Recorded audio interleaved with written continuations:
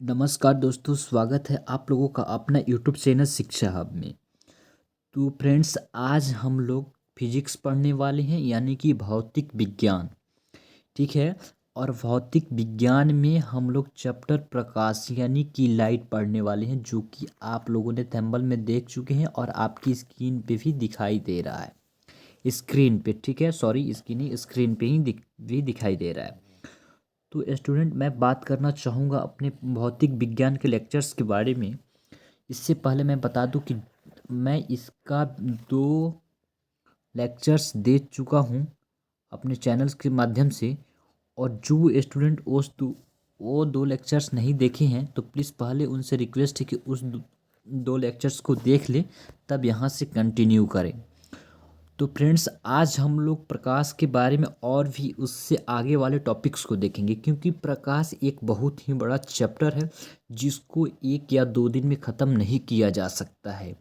मेरे ख्याल से उसमें 2-3 दिन और लगेंगे, क्योंकि उसमें लेंस भी पढ़ना है और सारे दर्पण वगैरह बहुत सारे टॉपिक्स हैं जो कि आपको कवर करना है। और रहा बात एक और कि किस टॉपिक से क्वेश्चंस आएंगे और किससे नहीं आएंगे, यह तय नहीं है बाबू, क्योंकि इसको कोई तय नहीं कर सकता है। लेकिन क्या सिलेबस के अंदर से ही आपके प्रश्न पूछे जाएंगे, लेकिन ये तय नहीं है कि प्रकाश से में जो प्रकाश चैप्टर है इसमें किस टॉपिक से क्वेश्चंस पूछे जाएंगे, या प्रकाश से क्वेश्चंस पूछे जाएंगे, प्रश्न पूछे जाएंगे या ना पूछे जाएंगे। यह अभी तक कोई तय नहीं कर पाएगा, एक एग्जामिनर्स के अलावा, जो पेपर्स बनाते हैं उनके अलावा कोई तय नहीं कर सकता है। इसीलिए हम हर एक टॉपिक्स को, हर एक पॉइंट्स को कवर करते चलेंगे, ताकि हमको वो दिन ना देखना पड़े जब हम लोग एग्ज़ाम हॉल में बैठे रह जाएंगे और क्वेश्चंस को नहीं कर पाएंगे। तो हम लोग सारे टॉपिक्स को देखेंगे।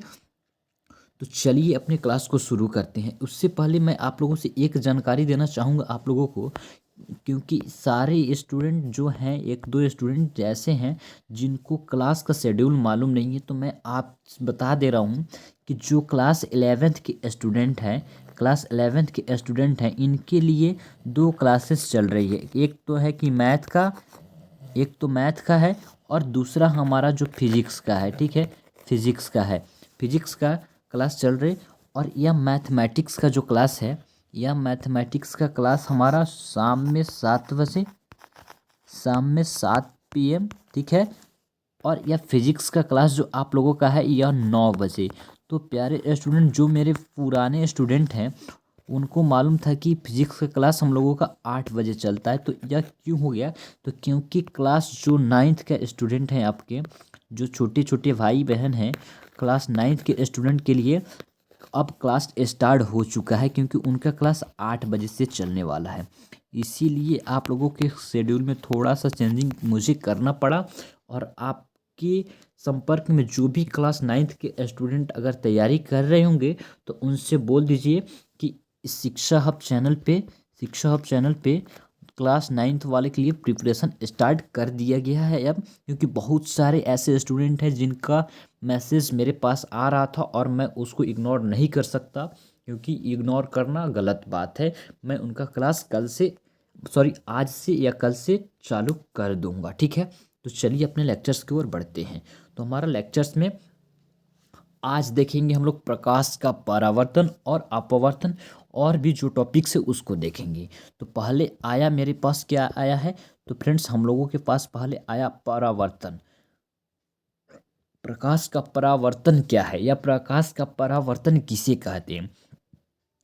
यह बहुत ही इम्पोर्टेंट टॉपिक्स है, जहाँ से आपके क्वेश्चंस बनने की उम्मीद बनता है। और कैसे क्वेश्चन बनेंगे, कैसे प्रश्न बनेंगे, वो भी मैं आपको बताऊंगा। तो चलिए देखते हैं कि प्रकाश क्या है, प्रकाश का परावर्तन क्या है, और प्रकाश का परावर्तन, ठीक है। तो देखिए, जब प्रकाश, ठीक है, कि किसी चिकने पृष्ठ से टकराकर वापस लौटने की घटना को प्रकाश का परावर्तन कहते हैं। आप लोग पहले आप लोग पहले इस पॉइंट्स को ध्यानपूर्वक समझिएगा। मैं आपको क्या समझाना चाह रहा हूँ कि जब प्रकाश, ठीक है, जब लाइट किसी चिकने जब प्रकाश किसी चिकने पृष्ठ क्या हो सकता है, जो कि मैं आपको बताऊंगा, से टकराकर वापस पुनः उसी दिशा में घटना को प्रकाश का वापस लौट जाती है, उसी दिशा में लौट जाती है या पुनः उसी दिशा में लौट जाती है, लौटने की घटना को प्रकाश का परावर्तन कहते हैं। तो चलिए आपको डायोग्राम में मैं समझाता हूँ, जो कि आप यहाँ देखेंगे। क्या देखेंगे? जो कि आप देखेंगे, देखिएगा अब स्टूडेंट, यहाँ से प्रकाश को हम लोग डाल रहे हैं, यहाँ से जब प्रकाश चल रहा है तो यहाँ एक सरफेस है जो कि चिकना सतह है, यहाँ से प्रकाश टकराकर फिर पुनः इसी माध्यम में लौट जाती है, इसी को हम प्रकाश का परावर्तन कहते हैं। ठीक है, आप समझ पा रहे हैं मेरे बातों को? तो प्लीज़ अगर आपको समझ में आ रहा है तो प्लीज़ वीडियो को लाइक कर दीजिए। ठीक है, इसी को हम लोग प्रकाश का क्या कहते हैं? परावर्तन कहते हैं, जो कि आप समझ गए। और ये जो टॉपिक पॉइंट्स लिखे गए इसको मैं समझाऊंगा, बस थोड़ा देर आप लोग टाइम दीजिए मुझे। तो आप क्या समझ पा रहे हैं इस बात को? तो चलिए, अगर समझ पाए हैं तो अच्छा बात है, अगर नहीं समझ में आ रहा है तो प्लीज़ क्यों नहीं समझ में आ रहा है आप मुझे कमेंट करके बता सकते हैं। ठीक है, तो आइए अपने टॉपिक्स को देखते हैं। उसके बाद है कि परावर्तन के दो नियम है, इसकी जो प्रकाश का परावर्तन है इसके दो नियम है। तो नियम क्या है? आपतित किरण आपतन कोण पर अभिलंब व परावर्तित किरण एक ही तल में होते हैं। अब तो फ्रेंड्स आपको तो मालूम नहीं है कि आपतन किरण क्या है, आपतित किरण क्या है, आपतन बिंदु क्या है, और अभिलंब क्या है, और परावर्तित किरण क्या है। ठीक है, इसको हम लोग देखते हैं कि आखिर ये क्या है, जो कि आप यहाँ देखेंगे। तो देखिए, यह आपतित किरण है। ठीक है, यह क्या है? आपतित किरण है, और यह है परावर्तित किरण। और इसका आपतित और परावर्तित ये नाम क्यों पड़ा? तो देखिएगा प्लीज़ ध्यानपूर्वक से, यह बहुत ही ज़्यादा यानी कि कंसेप्चुअल क्वेश्चन है, जो कि आपको एकाग्र होकर समझना पड़ेगा। तो आपतित किरण यानी कि यहाँ से आपतित से समझ रहे हैं कि यहाँ से किरण यानी कि प्रकाश आ रहा है। ठीक है, इसी को आपतित कहते हैं, और पुनः इसी दिशा में लौट जाती है, तो इसी को हम लोग परावर्तित यानी कि परावर्तित किरण। और अभिलंब क्या है और आपतन बिंदु क्या है? तो जिस बिंदु से आपतित किरण टकराकर वापस लौट जाती है उसी को तो आपतन बिंदु कहते हैं। ठीक है, इसको आपतन बिंदु कहते हैं। और अभिलंब किसे कहते हैं? तो देख लीजिए, अभिलंब इसी को कहते हैं। तो चलिए पहले मैं इसको क्लियर कर दूं। देखिए, आपतित किरण यहाँ बता रहा है। देखिए, आपतित किरण क्या? तो किसी सतह पर पड़ने वाली किरण को आपतित किरण कहते हैं। अगर कोई किरण या कोई प्रकाश किसी सतह पे पड़ रही है, किसी सतह पे, तो इसी को हम लोग आपतित किरण कहेंगे। इसी को, अगर प्रकाश यहाँ से इस सतह पे पड़ रही है तो इसको हम लोग आपतित किरण कहेंगे, जो कि मुझे उम्मीद है कि आप अब समझ पा रहे होंगे और समझ गए भी होंगे, क्योंकि आप इतना नादान बच्चे नहीं हैं कि आप इसको ना समझ पाएंगे। तो चलिए उसके बाद देखते हैं आपतन बिंदु। आपतन बिंदु को देखने से पहले मुझे लग रहा है कि आपको समझा देना चाहिए परावर्तन किरण। नहीं तो चलिए आपतन बिंदु ही आपको बताते हैं। आपतन बिंदु किसे कहते हैं? जिस बिंदु से आपतित किरण सतह से टकराती है उसे आपतन बिंदु कहते हैं। आपको हम डायोग्राम में बता चुके थे। क्या आपको हम बता चुके थे? जो कि आप यहाँ देखेंगे, जिस बिंदु से देख रहे हैं ना, यहाँ से इस बिंदु से अगर यह आपतित किरण टकरा रही है इसी को हम आपतन बिंदु कहते हैं। ठीक है, इसी को हम लोग आपतन बिंदु कहते हैं। आप समझ गए। चलिए उसके बाद हम देखते हैं परावर्तन किरण। परावर्तन किरण किसे कहते हैं? क्या परावर्तन किरण किसे कहते हैं? जिस माध्यम से चलकर आपतन किरण जिस सतह पर आती है और उसी माध्यम में लौट गई किरण को प्रकाश का परावर्तन किरण कहते हैं, जो कि आप यहाँ देख रहे होंगे। मैं आपको बता चुका हूँ कि अगर कोई प्रकाश किरण आती है और आपतन बिंदु पे और एक समतल पृष्ठ से टकराकर फिर वापस लौट जाती है। तो इसी को तो हम परावर्तन किरण कहते हैं, परावर्तित किरण कहते हैं ना, इसी को हम लोग परावर्तित किरण कहते हैं। और अभिलंब आप जान रहे हैं, आपतित किरण परावर्तित किरण के बीच में जो लंब आता है इसी को तो अविलंब कहते हैं, इसी को अविलंब कहते हैं। और आप समझ गए होंगे मेरे बात को, ठीक है, मुझे उम्मीद है कि आप समझ गए होंगे मेरे बात को। तो चलिए इसके बाद हम देखते हैं आपतन कोण को। क्या देखते हैं? आपतन कोण को और परावर्तन कोण। जैसे कि आपतन किरण होते हैं और परावर्तन किरण, वैसे ही आपतन कोण और अपरावर्तन कोण भी होता है, ठीक है। तो आपतन कोण और परावर्तन कोण क्या है, इसको भी हम लोग देखेंगे। उससे पहले मैं एक बातचीत करना चाहता हूँ फ्रेंड्स आप लोगों से। क्या बाबू आप लोग मुझे बताइएगा, क्या आप लोग, ठीक है, प्लीज़ मेरे बात को ध्यानपूर्वक सुनने का और समझने का कोशिश कीजिएगा, जो मैं आपसे एक इम्पोर्टेंट डिस्कस करने वाला हूँ। क्या आप लोग, ठीक है, प्रैक्टिस प्रैक्टिस करना चाहते हैं, प्रैक्टिस सेट लेना चाहते हैं या नहीं लेना चाहते हैं? मुझे आपसे यह बात जानना है। अगर जो भी स्टूडेंट यानी कि जो भी विद्यार्थी चाह रहे हैं प्रैक्टिस सेट लेना, प्रैक्टिस करना, तो बाबू मैं एक बात बता दूं, अगर मैं इसके बारे में बात कर रहा हूं तो इसका ये मतलब नहीं है कि मैं इसका आप लोगों से रुपया लूँगा, ठीक है। इसका कहीं नहीं कहा गया आपसे कि मैं इसका रुपया लेने वाला हूं आप लोगों से। जो मैं दूंगा वो फ्री ऑफ कॉस्ट दूंगा, एक भी रुपया आप लोगों से मैं नहीं लेने वाला हूं। लेकिन शर्त यही है कि बाबू आप मेरे वीडियो को देख रहे हो तो ज़्यादा से ज़्यादा स्टूडेंट में शेयर कर देना, और वीडियो अच्छा लगे तो ही लाइक करना, ना तो ना करना, ठीक है। नहीं तो ज़बरदस्ती आपसे नहीं बोल रहा हूँ कि लाइक कर ही देना, लेकिन अच्छा ना लगे तो लाइक नहीं करना। अगर अच्छा लग रहा है और समझ में आ रहा है जो टॉपिक्स मैं पढ़ा रहा हूँ तो प्लीज़ लाइक कर देना। और नहीं लग रहा अच्छा तो प्लीज़, क्या प्रॉब्लम है, क्या दिक्कत है मेरे कंटेंट में या मेरे पढ़ाने के तरीके में, मेरे समझाने के तरीके में, वो प्लीज़ कमेंट कर देना मुझे, वो मुझे कमेंट कर देना, ताकि मैं इसके आगे उसको ना दोहरा सकूं और किसी स्टूडेंट का भविष्य को ख़राब ना कर सकूं। तो ठीक है बाबू, आप यहाँ समझ गए। तो एक बात मैं बोलना क्या चाह रहा हूँ, प्रैक्टिस सेट अगर प्रैक्टिस करना चाहते हैं, क्योंकि मैथमेटिक्स ज़्यादा प्रैक्टिस पे ही डिपेंड करता है। तो आप लोग मैथमेटिक्स के बच्चे हैं, मैथमेटिक्स ग्रुप के स्टूडेंट हैं, तो इसमें प्रैक्टिस करना इम्पॉर्टेंट है। तो 3 चैप्टर हम लोगों का लगभग कंप्लीट होने वाला है। तो अगर उसका प्रैक्टिस आप करना चाहते हैं तो प्लीज़ मुझे कमेंट करके बताइए इस वीडियो के अंदर।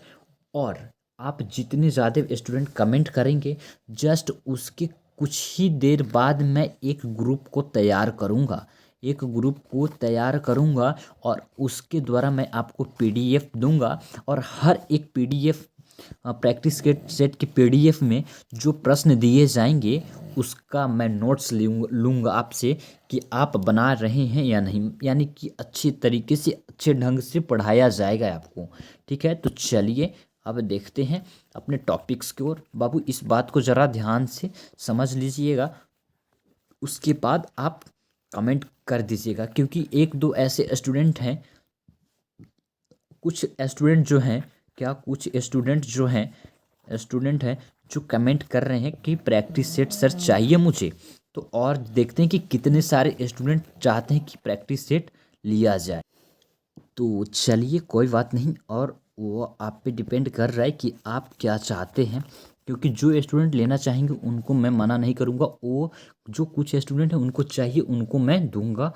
तो चलिए अब आते अपने टॉपिक पे और इसको डिस्कस करते हैं, आपतन कोण और परावर्तन कोण। तो इसका डिफिनेशन देने से कई ज़्यादा बेटर मैं समझा कि मैं जो आपका डायोग्राम है उसके माध्यम से मैं समझाऊं, उसके माध्यम से समझाऊं, ताकि आपके दिमाग में सीधा जा बैठे, ठीक है, जाकर सीधा बैठ जाए और आप उसे कभी भूल ना पाएँ, ठीक है। क्या आप उसे कभी भूल ना पाएँ, जैसे कि आप इंस्टाग्राम चलाना नहीं भूलते, फेसबुक चलाना नहीं भूलते, ठीक है। ऐसा कुछ कुछ ऐसे बातें हैं जो स्टूडेंट शॉर्ट वीडियो देखना नहीं भूल पाते हैं, ये सारे बात, ठीक है। तो प्लीज़ चलिए पढ़ते हैं, वो सारे करने के लिए बहुत सारे टाइम बचा है अभी। तो चलिए देखते हैं आपतन कोण, परावर्तन कोण। आपतन कोण क्या है और परावर्तन कोण क्या है, इसको समझने से पहले आप इस डायग्राम को देख रहे होंगे। चलिए, इस डायग्राम को आप देख रहे हैं तो समझिएगा मेरे बात को थोड़ा सा। चलिए तो देखते हैं, आपतन कोण आपतित किरण, ठीक है, और अभिलंब के बीच के बनने वाले कोण को, आपतन किरण और अभिलंब के बीच के बनने वाले कोण को, इसी कोण को हम लोग आपतन कोण कहते हैं। तो क्या आप इस बात को नहीं समझ पाएंगे? क्या आप बताइएगा मुझे कि आप इस बात को नहीं समझ पाएंगे कि अ से आपतन, अ से आपतित, ठीक है, अ से आपतन और अ से आपतित और अ से अभिलंब, या अ से आपतन किरण और अ से अभिलंब, इन दोनों के बीच के बनने वाले कोण को ही हम लोग आपतन कोण कहते हैं। क्या कहते हैं? आपतन कोण कहते हैं। क्या आप समझ पाए? इसको हम लोग क्या कहते हैं? इसको हम लोग क्या कहते हैं? आपतन कोण कहते हैं, ठीक है। सॉरी, नहीं लिखा पा रहा, एक मिनट रुक जाइएगा ज़रा। आपतन आपतन कोण कहते हैं, ठीक है, आपतन कोण कहते हैं। आप समझ पा रहे हैं? चलिए, उसके बाद आता है कि परावर्तन कोण। तो आप जाहिर सी बात है, आप समझ पा रहे हो कि आपतन किरण और अभिलंब के बीच के कोण को ही हम आपतन कोण कहते हैं। तो अभिलंब, क्या ये जो अभिलंब है और यह परावर्तित किरण है, इसी के बीच के कोण को ही हम लोग परावर्तित किरण भी कहेंगे। समझ गए आप? तो अच्छा है। चलिए, मुझे उम्मीद है कि आप यहाँ तक समझ गए होंगे। तो और मैं नेक्स्ट पॉइंट्स को डिस्कस करूँगा। चलिए, आ जाइए, हमारा नेक्स्ट पॉइंट है प्रकाश का परा अपवर्तन। बाबू एक बात मैं बताऊं, अपवर्तन से कई ज़्यादा दिमाग लगाना पड़ता है हमें। कहाँ कहाँ? जहाँ आप समझ पा रहे होंगे, यहाँ प्रकाश की परावर्तन से कई ज़्यादा दिमाग हम लोगों को लगाना पड़ता है अपवर्तन पे, क्योंकि ज़्यादा थोड़ा सा कठिन है, लेकिन आप लोग कोशिश करेंगे, ठीक। क्या यह कोई बड़ा बात नहीं है कि आप नहीं सीख पाएंगे, आप सीख पाएंगे और क्वेश्चंस भी अटेम्प्ट करेंगे अपने एग्जाम्स में, अगर इस टॉपिक से आता है तो चलिए देखते हैं आखिर यह पॉइंट क्या है, ठीक है। आ जाइए, देखिए, ठीक है। चलिए, प्रकाश का अपवर्तन, जब, ठीक है, जब प्रकाश की कोई किरण विरल माध्यम से सघन माध्यम में, क्या स्टूडेंट, विरल माध्यम और सघन माध्यम आप समझ पा रहे होंगे? विरल मतलब होता है आसान, सघन मतलब होता है कठिन, ठीक, आप समझ गए होंगे, में प्रवेश करती है। तो अभिलंब से मुड़ने की क्रिया को प्रकाश का अपवर्तन कहते हैं। तो मैं सीधे सीधे भाषा में मैं आपको बताना चाहूँगा कि प्रकाश का अपवर्तन क्या है। जब कोई प्रकाश, जब प्रकाश की कोई किरण, सॉरी, जब प्रकाश नहीं, जब प्रकाश की कोई किरण विरल माध्यम से सघन माध्यम में जब जाती है, गमन करती है या प्रवेश करती है या गति करती है, तो अभिलंब, जो अभिलंब हम आपको दिखाए थे, उससे मुड़ने की क्रिया को प्रकाश का अपवर्तन ही कहते हैं, उसी को। तो इसको कैसे समझा जाए? तो चलिए, इसका भी एक डायोग्राम है जिसके माध्यम से आप समझ पाएंगे। तो बाबू, आप तो जान चुके हैं कि अभिलंब क्या है। तो यह हमारा अभिलंब है N1 और N2, यह हमारा अभिलंब है। और यह आपतित किरण है और यह अपवर्तित किरण है, क्योंकि उसमें आपतित किरण परावर्तित किरण था, लेकिन अब यहाँ पे हमारा आपतित किरण होगा और अपवर्तित किरण होगा, ठीक है। यहाँ पे आप देखेंगे तो आपको होगा, यहाँ पे आप देखेंगे तो यहाँ आपका आपतित किरण था, आपतित किरण और परावर्तित किरण था। लेकिन स्टूडेंट, यहाँ पे आपतित किरण, यहाँ पे आपतित किरण तो होगा, लेकिन क्या यहाँ पे अपवर्तित किरण होंगे, अपवर्तित यानी कि इसका ऑपोजिट, ठीक है। तो चलिए, और यहाँ पे यह हमारा सघन माध्यम है, यह हमारा विरल माध्यम है। तो समझ गए कि यह सब के सब हमारा सघन माध्यम और यह हमारा विरल माध्यम, सॉरी, यह हमारा विरल माध्यम और यह हमारा सघन माध्यम है। तो यहाँ तक तो समझ गए, यहाँ तक तो समझ गए।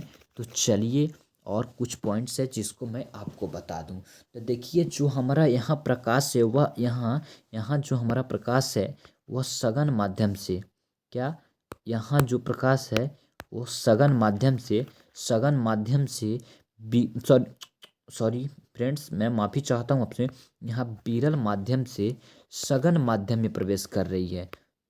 ऐसे देखिए, यहाँ से प्रवेश की, तो यह हमारा जो अभिलंब है, यह हमारा जो अभिलंब है, ठीक है, थोड़ा सा मैं मिटा दूँ।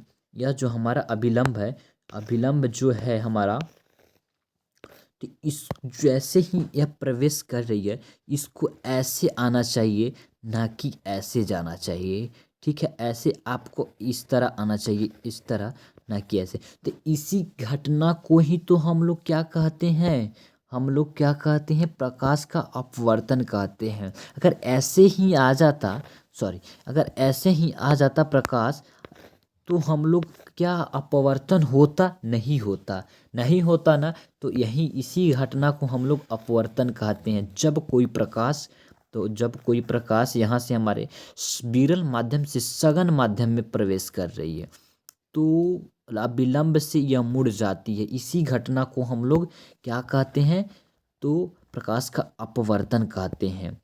तो सीधा पारदर्शक सतह है, ठीक है, यह जो है पारदर्शक सतह है। और देखिए, यहाँ पे है ये हमारा आपतित कोण और यहाँ पे है हमारा अपवर्तित कोण, ठीक है। आप समझ पा रहे होंगे मेरे बात को, आप समझ पा रहे होंगे ना मेरे बात को। तो क्या यहाँ तक आपको समझ में आया, क्या आपको यहाँ तक समझ में आया? तो चलिए नेक्स्ट पॉइंट को देखते हैं हम, ठीक है। अगर नहीं आया तो क्यों नहीं आया, प्लीज़ कमेंट करके मुझे बताइएगा। क्या मतलब मेरे पढ़ाने के तरीक़े में कुछ कमी है या क्या है, आप ही जान सकते हैं। तो प्लीज़ बता दीजिएगा। चलिए, प्रकाश का पूर्ण आंतरिक परावर्तन को देखते हैं। यह हमारा टॉपिक है कि प्रकाश का पूर्ण आंतरिक परावर्तन क्या है। तो फ्रेंड्स, कैसे क्वेश्चंस पूछे जाएंगे, जो कि आप पहले कंसेप्ट को पढ़ें, जो मैं थ्योरी पढ़ा रहा हूँ इसको समझें और पढ़ें, और जब मैं क्वेश्चन लेकर आऊँगा तो आप देखेंगे कि जो स्टूडेंट इसको ध्यानपूर्वक पढ़ रहे होंगे ना, वह आसानी से इसका जवाब दे देंगे, आसानी से दे देंगे। और जो नहीं पढ़े होंगे तो उनको परेशानी तो होगा ही होगा, क्योंकि अगर आप नहीं पढ़ेंगे तो क्वेश्चंस कैसे कर पाएंगे, प्रश्न को कैसे कर पाएंगे, नहीं कर पाएंगे। तो इसीलिए पढ़ना ज़रूरी है, सारे थ्योरी को पढ़ना ज़रूरी है, क्योंकि बाबू इसमें सीट कम रहते हैं, इसलिए क्वेश्चंस को थोड़ा सा तो इंटरेस्टेड बनाया जाएगा ना, कि बच्चे उसको कैसे सॉल्व कर पाएंगे कितनी जल्दी। तो इसीलिए मुझे लगता है कि सारे पॉइंट्स टॉपिक्स को पढ़ते चलना चाहिए, ठीक है। ऐसे नहीं है कि थोड़ा बहुत पढ़कर आप CHS एंट्रेंस एग्जाम्स को क्रैक कर पाएंगे और सेंट्रल स्कूल में पढ़ेंगे, ठीक है। तो ऐसा नहीं हो सकता। तो चलिए देखते हैं प्रकाश का पूर्ण आंतरिक परावर्तन क्या है। तो प्रकाश का परावर्तन का ही रूप है, यह जो प्रकाश का पूर्ण आंतरिक परावर्तन है, वह देख देख पा रहे होंगे, वह देख पा रहे होंगे क्या है, परावर्तन का ही ये रूप है। क्या रूप है, किसका रूप है, तो यह परावर्तन का ही रूप है, जो कि आप यहाँ देख चुके हैं कि परावर्तन क्या है। कहाँ देखे हैं आप, देखिए, ठीक है, ठीक है। तो चलिए, परावर्तन का ही रूप है, जिसके सॉरी जिसके लिए कुछ विशेष शर्तें होती है। इसको समझने के लिए सबसे पहले क्रांति कोण, सॉरी फ्रेंड्स, यहाँ कौन नहीं होगा, यहाँ कौन होगा, ठीक है। कोण को समझना जरूरी है। सबसे पहले इसको समझने से पहले आप अगर क्रांति कोण को समझ जाएंगे तो आप पूर्ण आंतरिक परावर्तन को समझ पाएंगे। क्या आप पूर्ण आंतरिक परावर्तन को समझ पाएंगे? जब प्रकाश की किरणें, तो चलिए पहले हम लोग क्या देखते हैं, क्रांति कोण को देखते हैं कि क्रांति कोण कौन है, क्या है। तो चलिए थोड़ा सा हम देखते हैं और जानते हैं।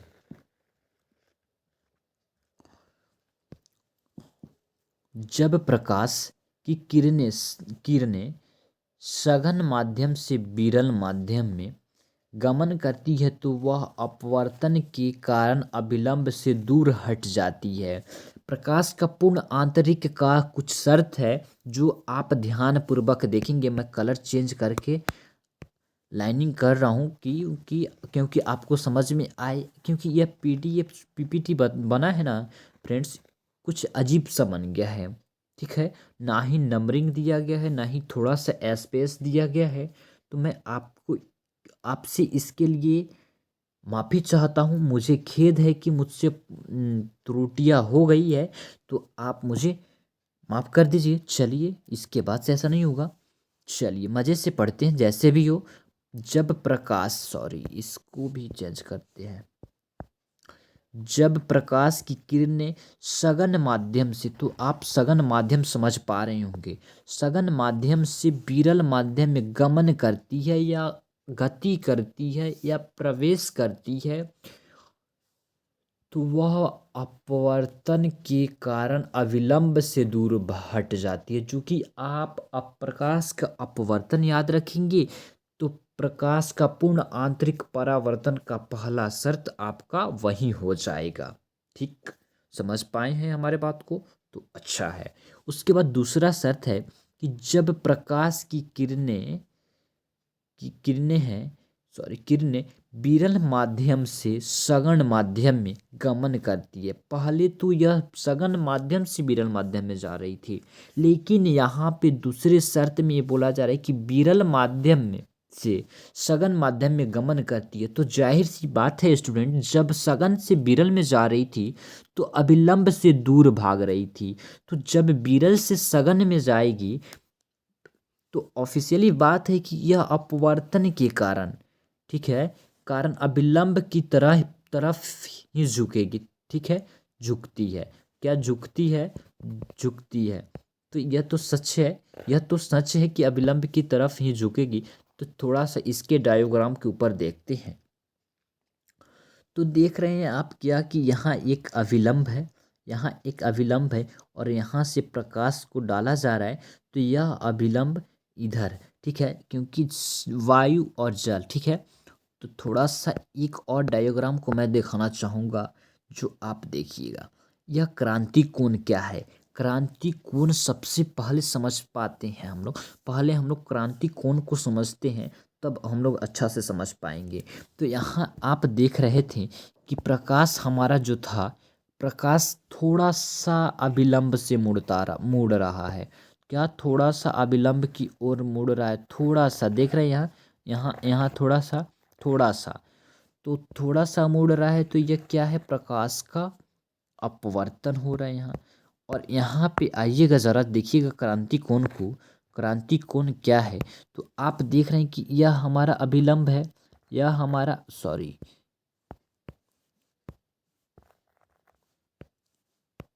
यह हमारा अभिलंब है, जो अभिलंब, और प्रकाश ऐसे समतल हो जा रहा है, सो हो जा रही है समतल।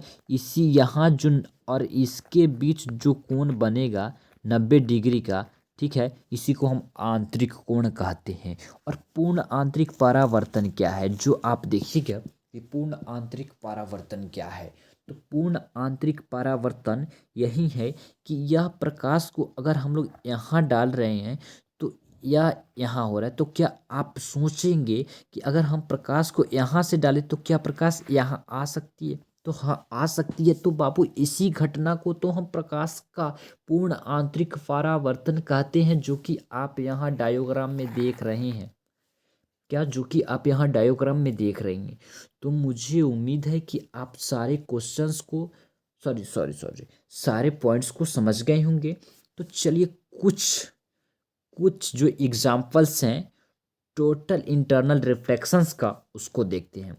हीरे का चमकना, हीरे का चमकना पूर्ण आंतरिक परावर्तन है। तो प्यारे स्टूडेंट, आपकी एग्जाम में पूछ लिया जाए कि हीरा किसके कारण चमकता है, उसमें दिया रहे प्रकाश का परावर्तन, उसमें प्रकाश का अपवर्तन, प्रकाश का प्रकीर्णन दिया रहे, तो आप क्या बताओगे? आप क्या बताओगे? तो यह तो सॉरी सॉरी, यह कुछ अलग पॉइंट का है जो कि मैं आपको लेकर बता रहा हूँ। सॉरी, माफ़ कीजिएगा। नेक्स्ट क्लास में मैं इस पे डिस्कस करूँगा। आज रहने देते हैं, आज रहने देते हैं। तो स्टूडेंट, क्या वीडियो आपको अच्छा लगा? तो प्लीज़, अगर वीडियो आपको अच्छा लगा होगा तो वीडियो को लाइक कर दीजिएगा और अपने दोस्तों में भी शेयर कर दीजिएगा।